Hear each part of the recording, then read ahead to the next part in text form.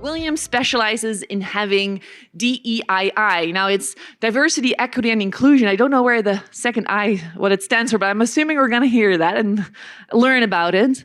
DEI conversations around leadership development, strategic development, employee engagement, and building a culture. So his unique approach to leadership and organizational development began during his 20 years of experience in the blood banking industry, where he served as regional director of HR, executive director, regional director of operations, VP of production planning. Sorry, I couldn't memorize this one. And he is also founder of, and that's why he's here today, Be Better World.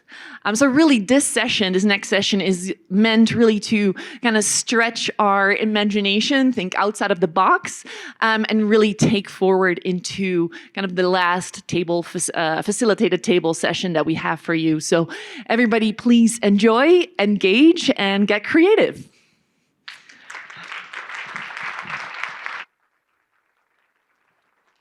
So I have to stay on the stage. That's what the word is, right? Okay. Good afternoon. Oh, wait, that's not gonna work? That's not gonna work, right? I know you guys came to a real serious conference, but I'm gonna flip that on its head for a minute, right? Good afternoon. So I am extremely honored to be here because in the last 7 days, this is my 11th talk. And I've also been to 3 volleyball games because it's really important for me to see my daughter play volleyball. So in between going from New York all the way back to Wolf Point, Montana, I stopped in Billings to see three volleyball games. So it's really important for me. So thank you for having me. And today what I want to do is help you see something different, right? I've had the pleasure of living in several states that are fairly high in the mining. I lived in Reno, Nevada for 5 years. I live in Billings, Montana, which has a fairly big mine pretty close to it. I lived in Arizona for a while as well. So I've been pretty familiar with it. And I wanna challenge some of the thoughts that you might have about it. So before we start, this is one of the things I try to tell people. I want you to examine your mindset and your belief systems about what you think about women in mining, because you may be holding yourself back from tapping into your true potential. Very important to understand here, okay? So a lot of times people talk about when you're trying to get into goals or whatever, like what's your goal? And I always say you want to start with what your end goal is in mind. So when I started this presentation, I was like, I'm gonna talk about perception versus reality. What is my end goal? I always start from the end and I recreate the story backwards, right? Because once I can see that picture, it gives me an opportunity to see what steps I need to take in order to really define where I want to go. So today, everything you talk about, I want you to start with the end in mind. Okay. So if I'm successful today, we'll do these 4 things. I'll help you understand change. I'll define perception and reality. I hope to move some folks from victim to empowerment, and we'll talk about how you actually drive. Those are my goals today. So before we start, because you've been sitting down for hours, I want everybody to take your cell phone out quickly. I don't have much time. Take your cell phone out. So most presenters like, he really wants us to take our cell phone out? Yes, I want to take your cell phone out, right? And go to your page where you actually record numbers, and I'm gonna give you my phone number. And I'm gonna give you my phone number for a reason, because I talk really fast, and I'm going to say something that you're going to miss, and you're gonna text me, and I'm gonna answer that question. So my telephone number is area code 775-250-8252. And for those of you all who are married, put me under ball guy at whim, because I don't want you to get in trouble. Because again, that's 775-250-8252, okay? I have about 48 minutes, so I may say something fast, you'll catch me in the hall, but I wanna make sure you get it, okay? So when we're talking about perception versus reality, I think we have to start with this. By show of hands, how many people like change? Raise your hand high so I can see it. You like change. Okay. How many people do not like change? Be honest. All right, let me show you how hard change really is, and this is why people don't like change. So that outer circle, that's kind of denoted by arrows, right? So change starts with the belief, and I'm gonna use me as the example. So here's how change happens from perception to reality. I wanna lose 10 pounds. So I have a belief up top that if I lose 10 pounds, my suit will fit better. So all of these actions are what I call passive actions. They're actions, but you're not really doing the work. So I believe that leads me to a thought. I think I can do it if I do the work. We all know the formula to lose weight. Eat less, move more, burn, right? That's pretty simple formula. But how many people have been on a diet or know somebody on a diet in the last 12 months? Okay, thank you, right? So then it leads to a feeling, either of euphoria, hey, if I lose 10 pounds, my suit will fit better, or I say to myself, I don't want to do the work, and it makes me feel depressed about having to do the work, right?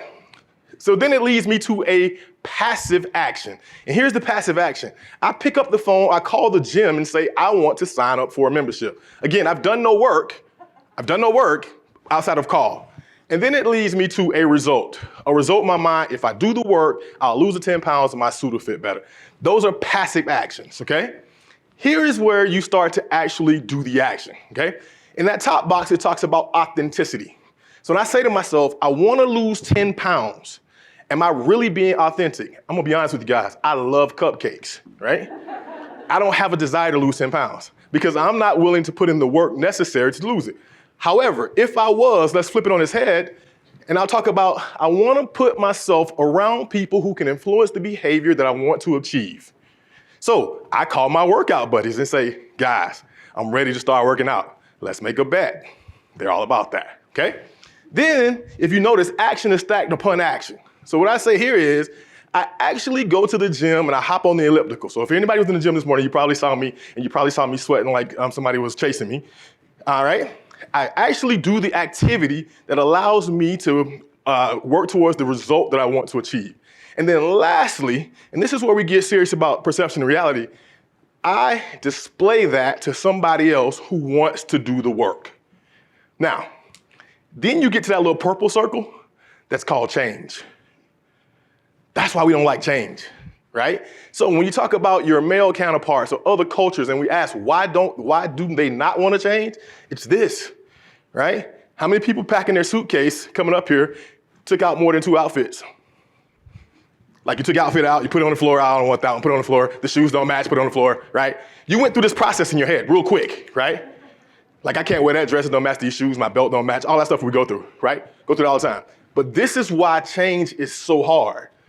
I teach an 8-hour class on this. You just got it in 6 minutes. You're welcome, right?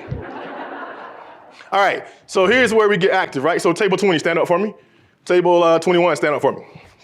All right, so this exercise right here is really simple, really simple. And this is going to set the stage for perception versus reality, okay? So here's what we're gonna simply do. We're gonna snake around the room and back. All I want you to do is say the ABCs quickly. You ready? Yep, so you're gonna start with A. No, you're gonna say the letter A. A, B, C, D, E, F, G, H, I, J, K, L, M, N, O, P, Q, R, S, T, U, V, W, X, Y, Z. Give them a hand. You smart people. All right, have a seat. All right. Now watch this. Watch this. Table 19, stand up. Table 14, stand up. All right. Same exercise, right? We're gonna do it backwards this time. So we're gonna start with Z. We're gonna start with Z. So here's how we're gonna snake. We're gonna snake this way, and we're gonna come back that way. So we're gonna say it backwards this time. You ready? Z. R, X. You. U. E. She said T. Yes. Yeah. R, S, probably not, but how about Q? Yep. P, okay. How about O? O, yeah. M.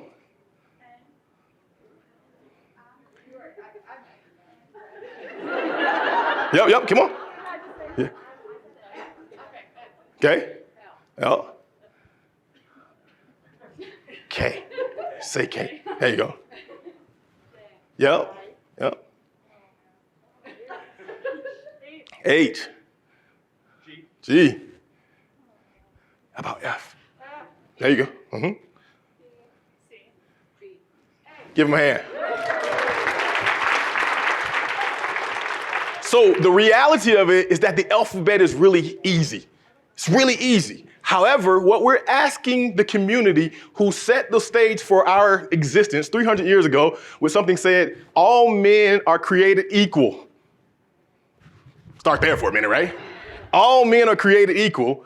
We just basically saying, now let's flip that alphabet on top of his head. And something that seems so easy, right? The first two tables did A through Z really quickly. We use these alphabetical letters every day. It's just 26. We flip them back top of our head and we say, why aren't we changing? Because change is hard. Okay.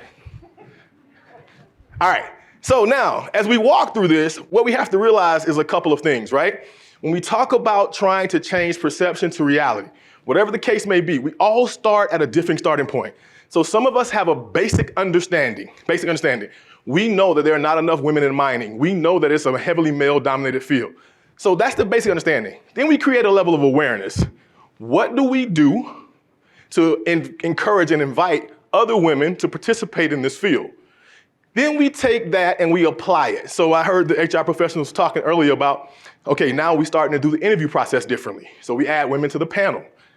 You integrate that into your workforce, and the last piece is the hardest piece. I go back to the diet thing.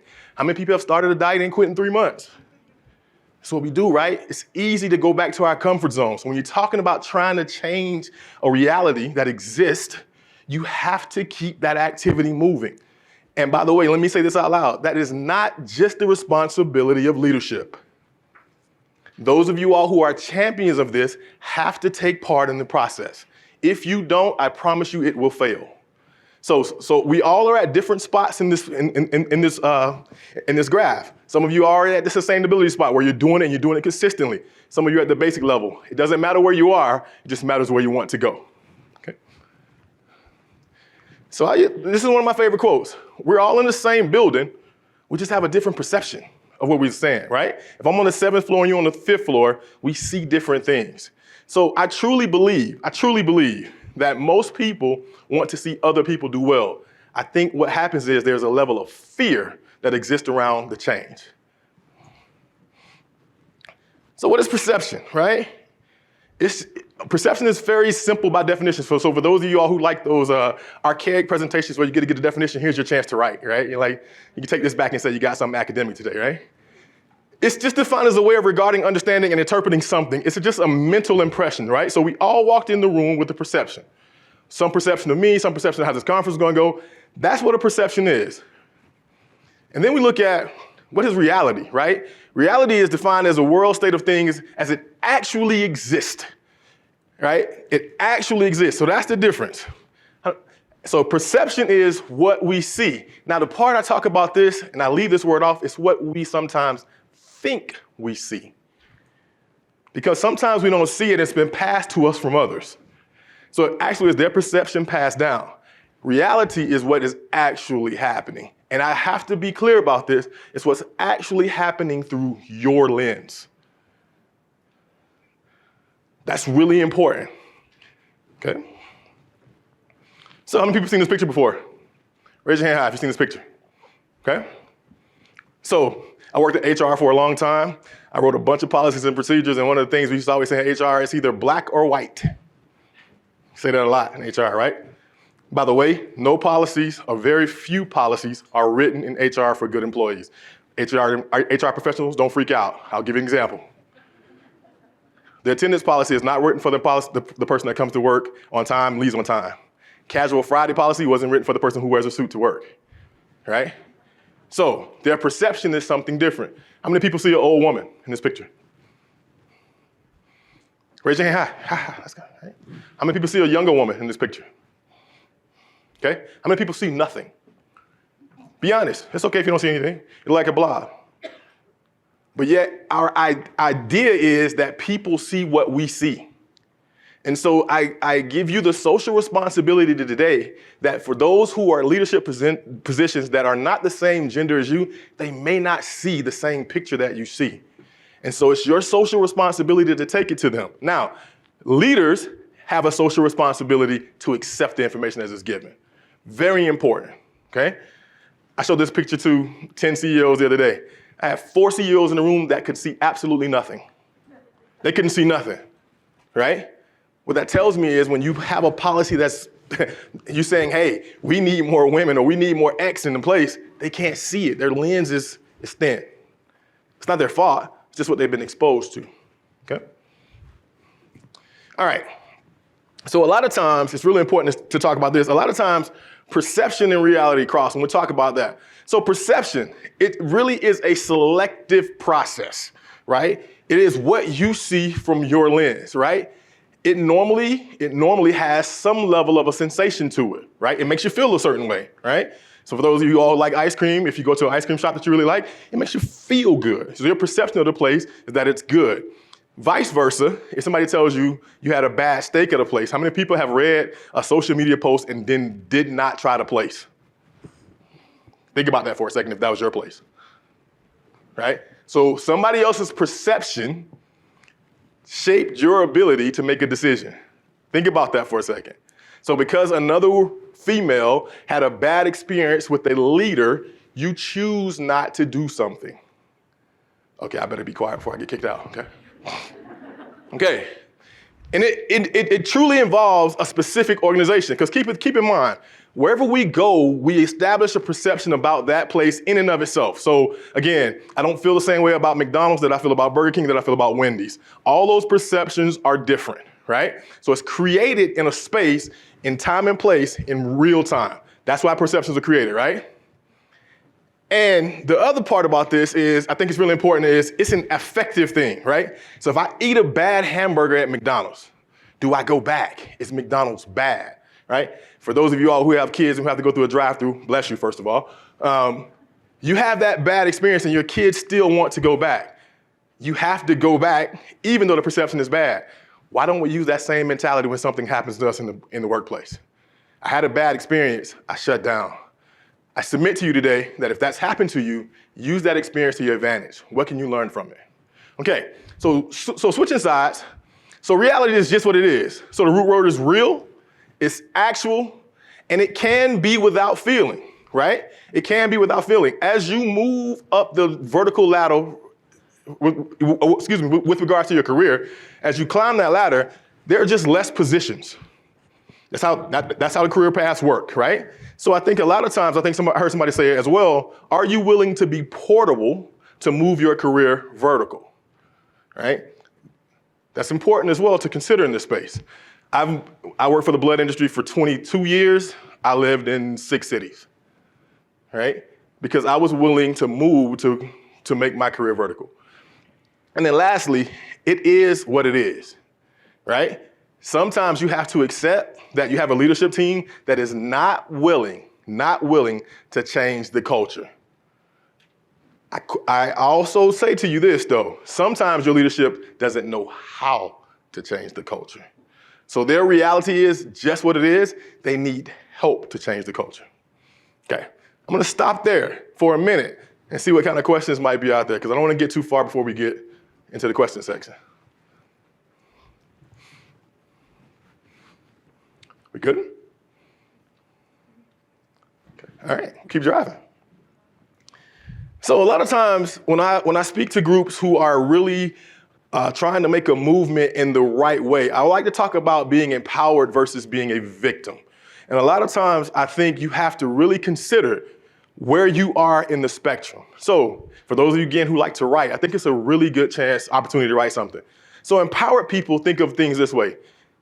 They get on with what's going on. They understand it. They're always solution-oriented.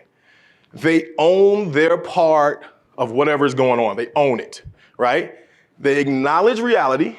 They always acknowledge reality, and they seek reality. So what I mean by seek reality is this. Like I said, some of your cultures and your organizations are such that it's going to take a lot to change their perception. However, they understand that reality, and they look for answers to change the reality. Okay? That's an empowered person. A victim of a situation normally avoids reality. So I'll keep asking people, well, what happened to you when you went? I don't want to face that myself, so I'll ask you, and I'll form an opinion based on what happened to you. All right? They fight reality, right? They fight reality. This is hard for me. Again, some people say they don't like change. I'm one of those folks who probably don't like change, but I embrace and understand it. And those are two different things.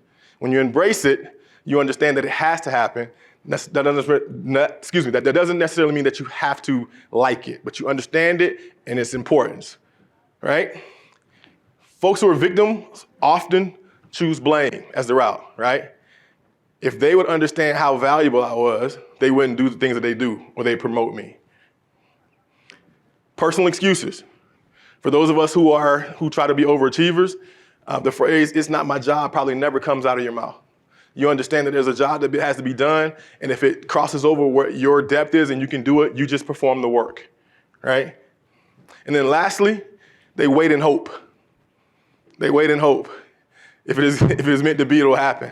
I'm gonna tell you like this: for those who have progressed in their career, at some point in their career, they have taken an action to ensure that they had the opportunity to move vertical, right? I just watched the last survey and 16 people said it was luck, right? But there was about 130 that said they had a mentor, right? Or they chose a career path that allowed them to do something different. So although you could get lucky, I would highly advise that you prepare yourself accordingly, okay? So I like to use acronyms because people remember about 5% of the stuff that you say. So before we start this drive process, right, I want to make sure that you have a goal and a plan. And again, that includes inclusivity. So this is the part where you'll kick me out the room. I think when you're talking about trying to promote women in mining, you have to think about the individuals that could be impacted emotionally. Emotionally. And this is an important piece, right? The reason people steer away from inclusion is a fear of loss, right? What are you taking from me to ensure that something else is happening? And in this case, we're not taking anything.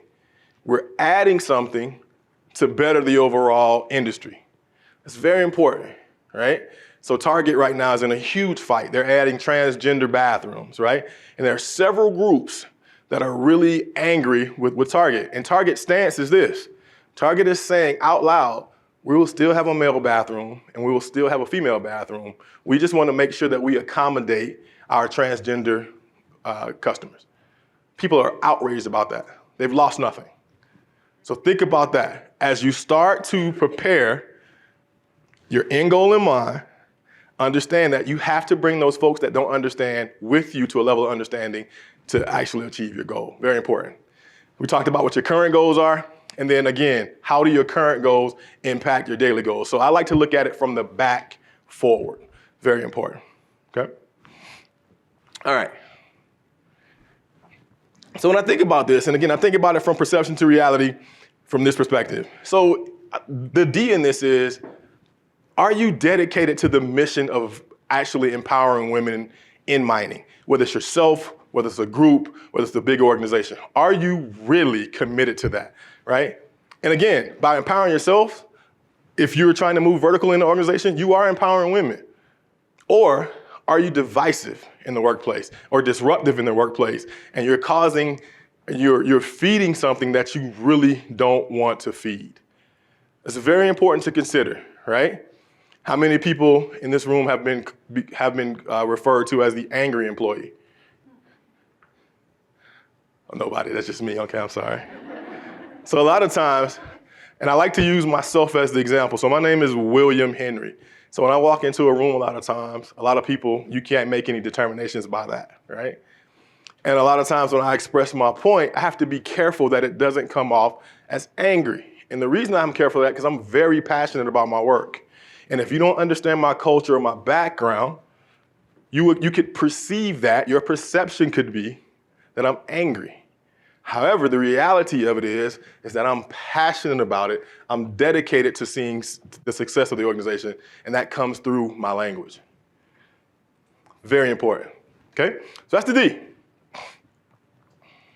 So the R is understanding that you need to have some sort of regiment and understand that that regiment has to actually be calculated to move you in the direction that you want to move. So what I mean by that is this. If I want to be the CEO of an organization and I'm not preparing myself with CEO type activities, there's no way for me to do that. So if I don't have a mentor, if I don't have the appropriate skill set, and again, that doesn't necessarily mean you have to know how to do everything in the organization.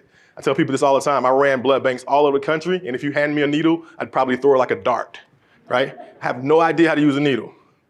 but I understood the process enough that I put somebody next to me that understood it, okay? So making sure that your regimen is aligned with what you are trying to accomplish, very important. And then you can be a victim and you can be resistant to change, right? I think we all realize that this is going to be hard, right? And once we realize that it's going to be hard, what activities are we willing to do in order to not make it hard, okay? Here's where I stop. How many people in the room think they're good communicators? Raise your hand. Raise your hand.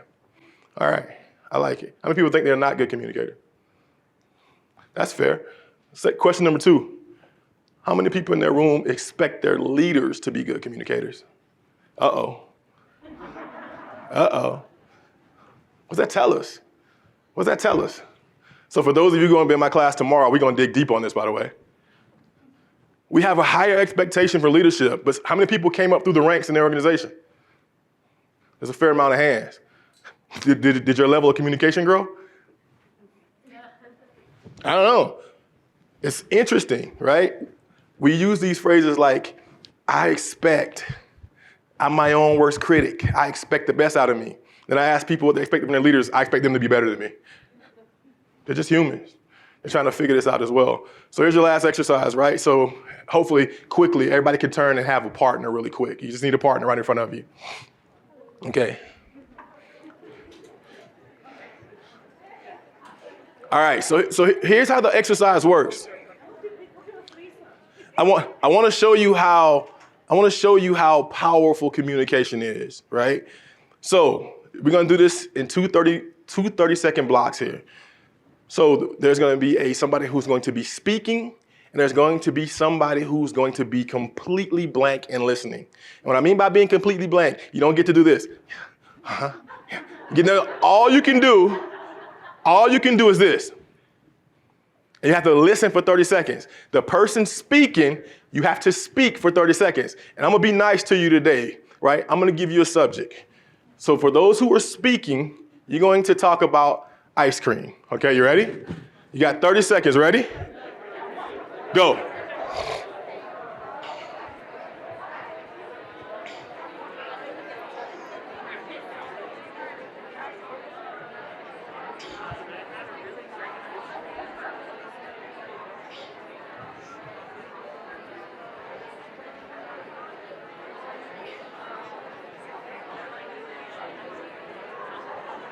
All right, freeze. All right, we're good. All right, bring it back. We're good. I see we really like ice cream in this room, right? All right, we good? Cut it short. I'm sorry, I picked the wrong subject, right? So for those who were speaking, how hard was it to look somebody in their eye and get no response for them? Pretty hard, right? Pretty hard. Now, keep this in mind, right? Keep this in mind. The perception from that person, the perception that you have of that person, a lot of times is that they're not really in tune with me. They're not giving me anything back to feed it. Although some of you guys really could talk for like 4 minutes, I can figure it out, right? Right? The other side of that is when you're listening, how hard is it for those of us who especially have alpha personalities, is it to listen and not want to go jump in? Right? The whole time you're thinking, I like strawberry ice cream. I don't want ice cream. I don't want caramel on it. Right? So here's the deal. When we do that, do we get the whole picture of what reality really is? Because what if that person was going to say to you something like, I had ice cream the other day and I'm actually lactose intolerant. Right? Because a lot of times, we as humans, especially males, and there's research to support this, we do not actively listen. Right?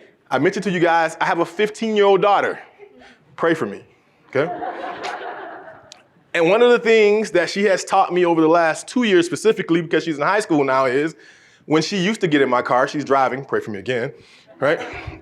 She used to get in my car and she started talking to me, and I had this thing where I would just listen for key words. By the way, I'm telling you a secret about men right now, okay?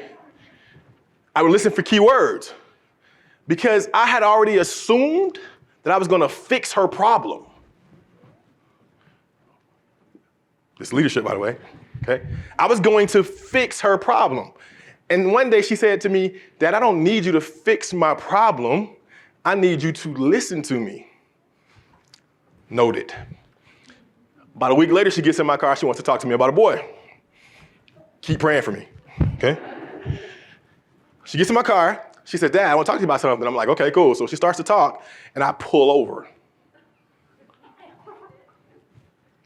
because I'm still learning.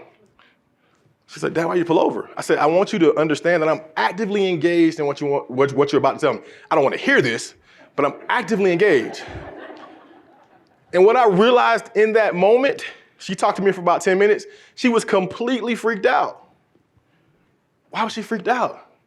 Because all the conversations that we normally had, I hadn't stopped to engage with her. So now I make it a point when she starts to talk to me, and now she's freaked out. I'm like, okay, I'm ready. Let's go. Like, Dad, I need you to give me something. No, I want to listen to you, right?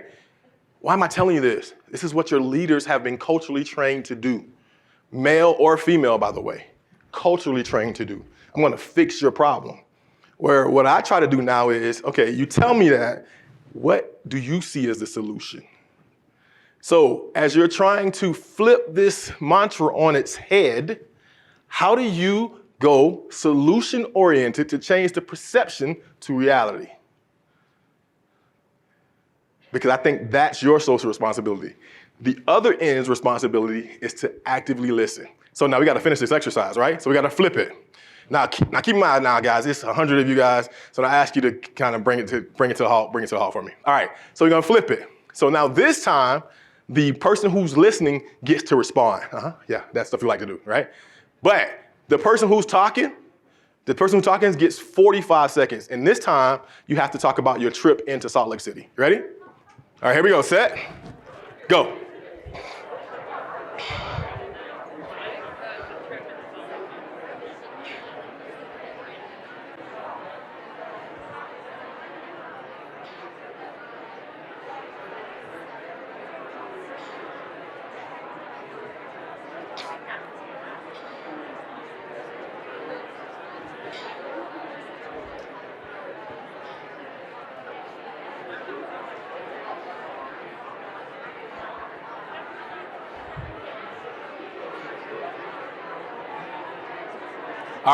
All right, let's wrap it up. 5 seconds.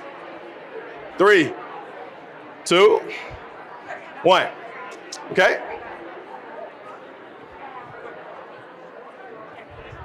All right, here we go. Oh, so we must have really enjoyed our trip into Salt Lake, right? All right, so here's the deal.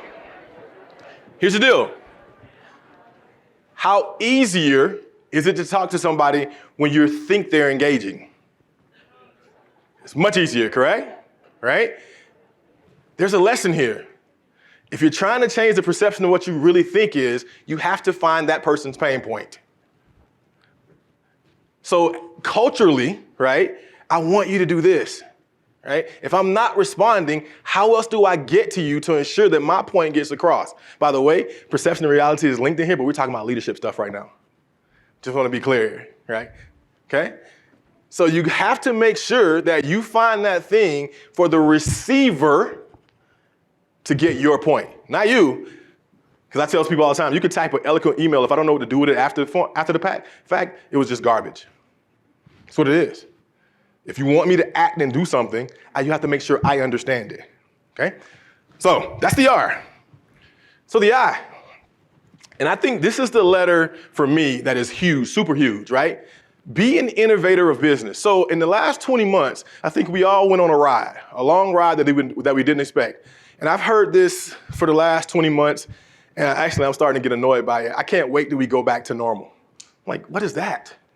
Like, if you haven't accepted that we are in a new space in time, I'm telling you, life is gonna kick you in the butt. It really is, right? Because there was about a 3-month window where we thought we had shook COVID. We thought we had shook it. Everybody was like, oh, we're going back to normal. And then Delta was like, nope, no, I'm sorry, not doing that, right?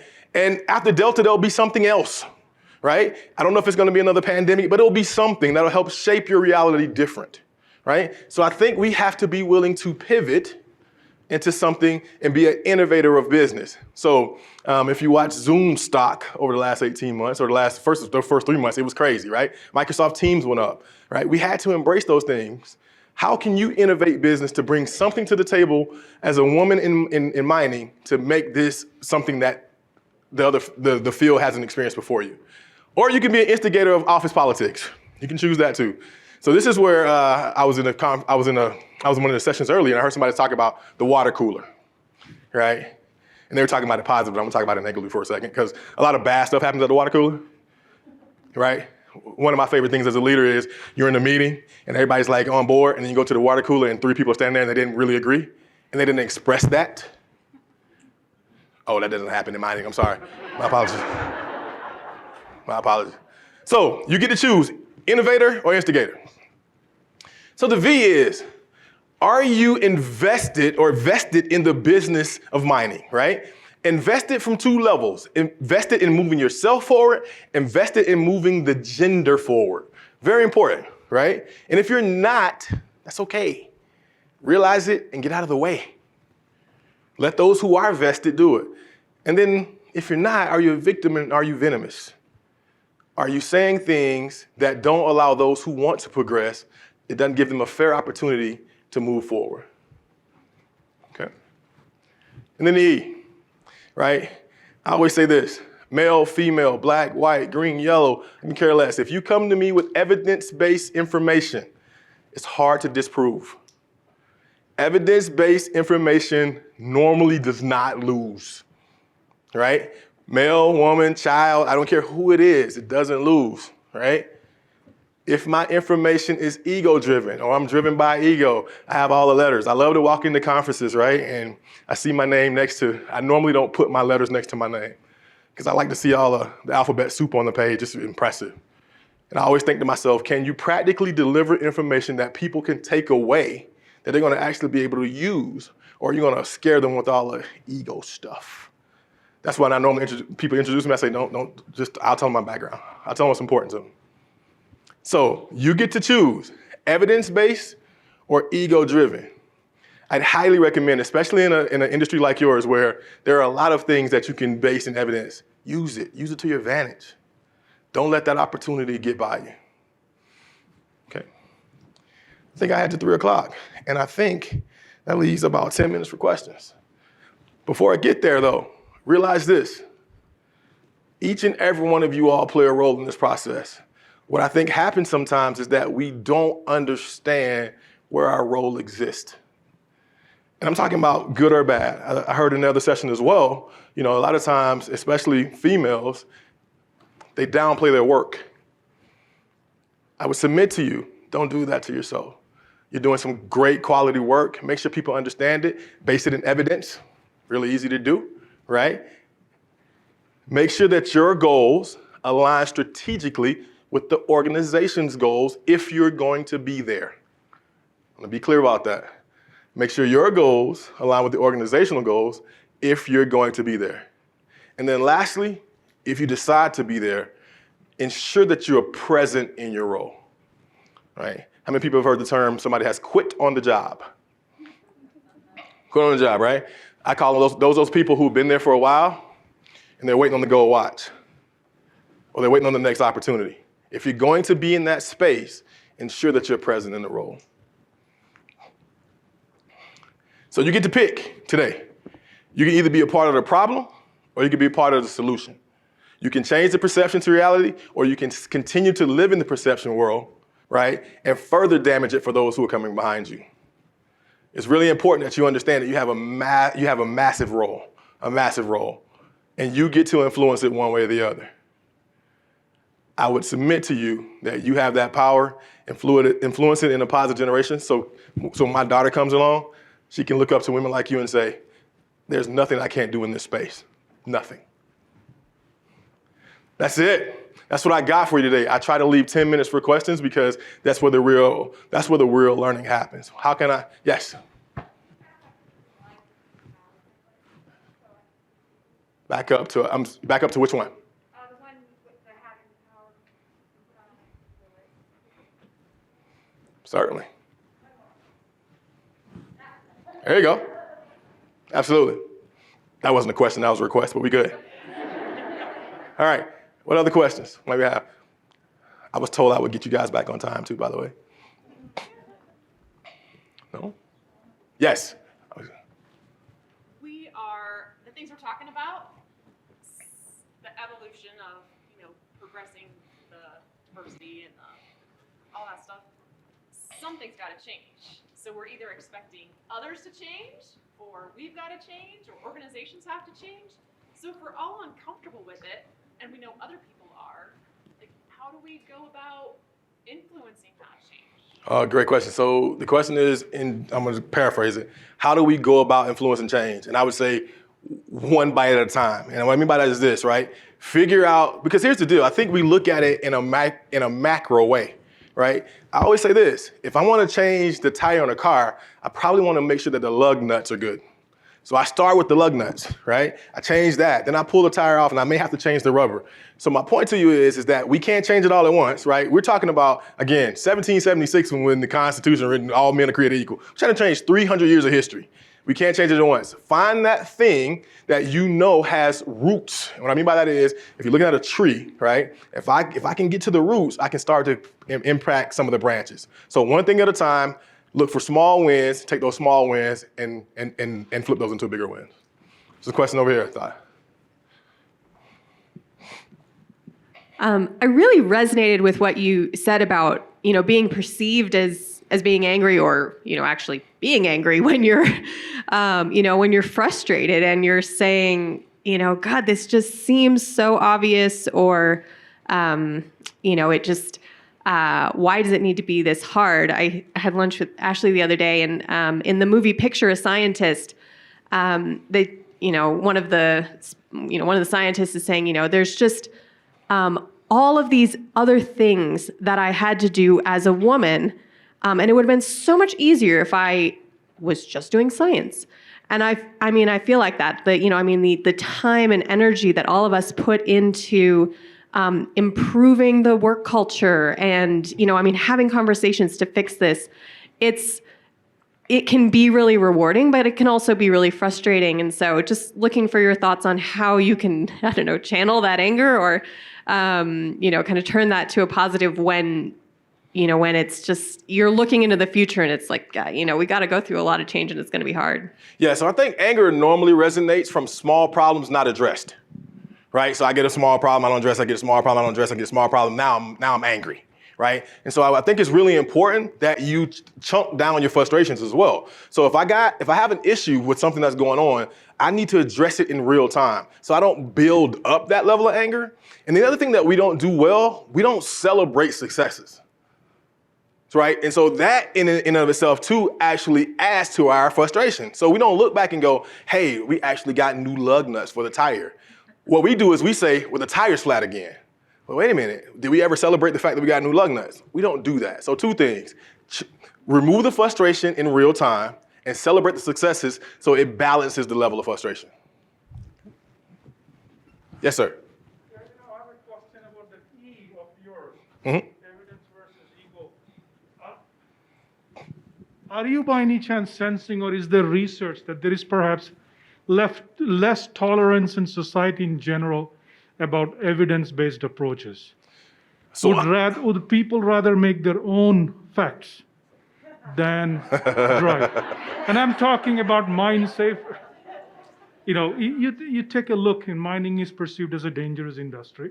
Statistics are far from it. You're not even in the top 10, right? And yet society thinks you're a dangerous industry. So on, and you can probably think of other examples. But yeah, so I feel like there's a less tolerance now. Is there a cultural shift happening? Is humanity starting to reject evidence and say, if the evidence is not good, I have something else you can use, which is a fact. My fact. Yeah, so you can find something to support anything these days, right? Yeah. So I absolutely agree with you. However, I do think there are some highly credible sources that will support things when you're trying to move them forward. So I think you have to, and when I say do research, make sure you're doing true research. And I'm not talking about Wikipedia, by the way, right? I'm not talking about these, these things on Facebook or IG. I'm talking about really doing hardcore research to make sure that you understand when you take something to leadership or to your team, that it can be validated through a process. I think that's really important. Questions from online?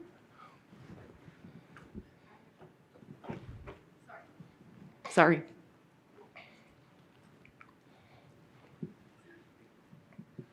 So I have one that isn't so much a question, but just a comment that you sparked. On the slide where you were talking about roles, I agree it's really important that we each find our own role, but I think it's so easy in this work to get sucked into the idea that we have to drive the change ourselves. And I think about being in this room today and all of the collaborators that we have now. And so I think part of that determining my role is figuring out what's my role in relation to everyone else and how do we move things together? Just a thought. It's a great thought. I won't even comment on it. No, out of respect, I won't comment on it. Unless you want me to. You're good. Okay. Yeah, and probably a great lead into the next conversations we're going to be having. Are there any more questions, or are we ready for a break? Oh, there's more questions. Good. Oh, yes. So I know you talked a little bit about solutions to dealing with anger and not being perceived as angry, but what do you think about burnout? To be present in your role, sometimes it's not because you don't want to be present, sometimes it's just that you're tired.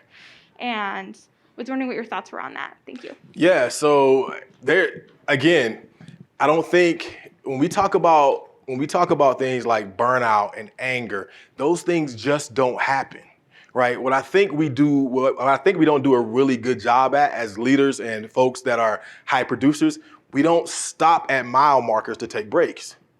Right? And so I highly encourage you, right? Highly encourage you. Just like you write on your email, on your schedule, I got to meet with so-and-so and so-and-so and so-and-so. If you're that highly productive, write on there, I need a break. And it might be a 2-day break or a 1-day break. I think we have to do that because it gives you time to recharge the battery, right? Just reading a study, matter of fact, upstairs about an hour ago about Gen Z, right? Gen Z will leave a job if their work-life balance is not right. There's a lot of stuff that says that. Now, for those of us who are a little bit older than Gen Z, we can't relate to that well. It's like, what? They will leave a job. It's not that important to them. And good for them, right? If that's the way it should be done, in my opinion, right? So I think it's really important that you consider those mile marker breaks along the way. I just don't think burnout and anger happen like I'm just blowing up angry, unless you have a child and that's something different. Any closing thoughts? Yes.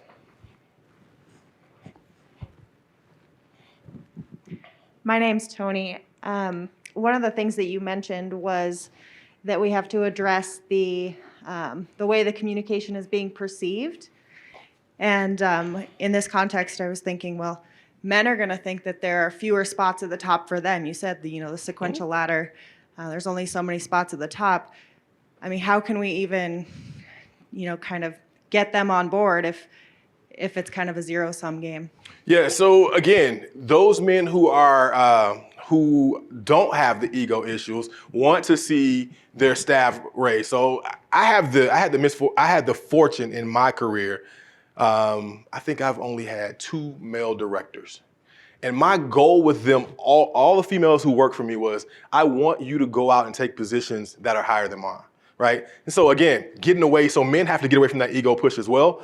The key to that, though, is understanding as a leader, you may have to move out to move up.